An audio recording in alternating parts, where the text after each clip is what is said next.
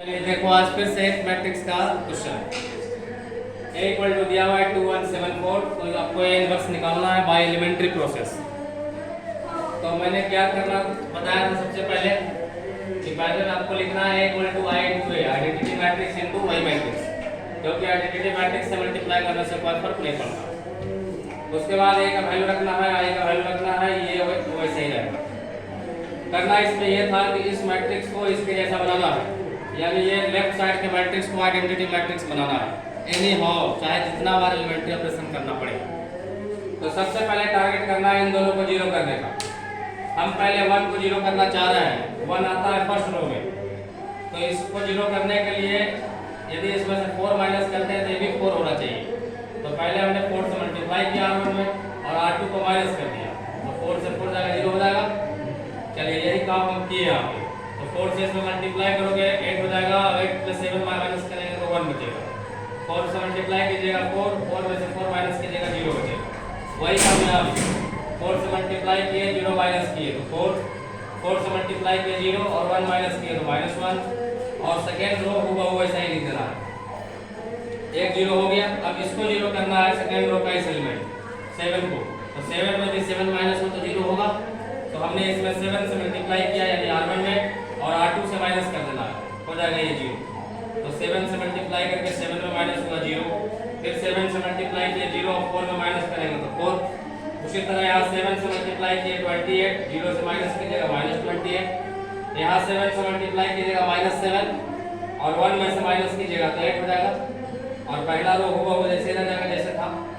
तो ये दोनों एलिमेंट 0 हो गया। अब डायगोनल को 1 1 करना है। एक ऑलरेडी 1 है, इसको 1 करना है।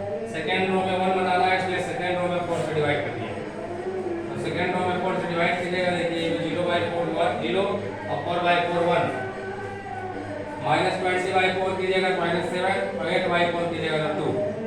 अब A इंटू ये मैट्रिक्स हो गया I, इसका मतलब कि यही मैट्रिक्स A का इनवर्स है, क्योंकि डिफिनेशन यही कहता था कि दो मैट्रिक्स का प्रोडक्ट यदि आइडेंटिटी आता है तो वही मैट्रिक्स उस मैट्रिक्स का इनवर्स कहलाएगा। तो यही मैट्रिक्स A का इनवर्स है। तो A इनवर्स इक्वल टू इतना। क्लियर है? चलिए क्लियर है, सॉल्व कीजिए। ठीक है, चलो दूसरा question A equal to 2 3 5 7। Same वही क्वेश्चन है, सेम प्रोसेस है। लिख दिया A equal to I into A, value रख दी A का I का। अब हमारा पहला टारगेट है 3 को 0 करना। तो 3 0 करने के लिए ये दोनों को इक्वल होना पड़ेगा, तब माइनस करने से 0 होगा। तो 7 से उसमें मल्टीप्लाई कीजिए और 3 से इसमें, दोनों 21 हो जाएगा। तो 7 से उसमें मतलब R1 में और 3 से इसमें मतलब R2 में, और माइनस कर देना और चेंज करना है R1 में। तो R2 हुबहू रखते हैं पहले, R1 में चेंज किया, 3 से गुना किया इसमें 7 से तो 14 और 3 से इसमें किया तो 15। 14 में से 15 गया -1, 7 से किया 21, 3 से किया 21, 21 0। इसमें 7 से करेंगे 7 और इसमें 3 से करेंगे 0, तो 7 - 0 7 हो गया। इसमें करोगे 0 रहेगा, 3 से कीजिएगा 3 तो 0 - 3 -3। दूसरा काम है इसको 5 को 0 करना। तो 5 में से 5 यदि जोड़ दिया जाए तो 0 हो जाएगा, ये -5। तो इसमें हमने 5 से मल्टीप्लाई किया यानी R1 में और R2 में जोड़ दिया, तो ये R2 बदलेगा, यहाँ पे हो गया 0। और फिर यहाँ 5 से गुणा करेंगे, इसमें जोड़िएगा तो 7 ही रहेगा।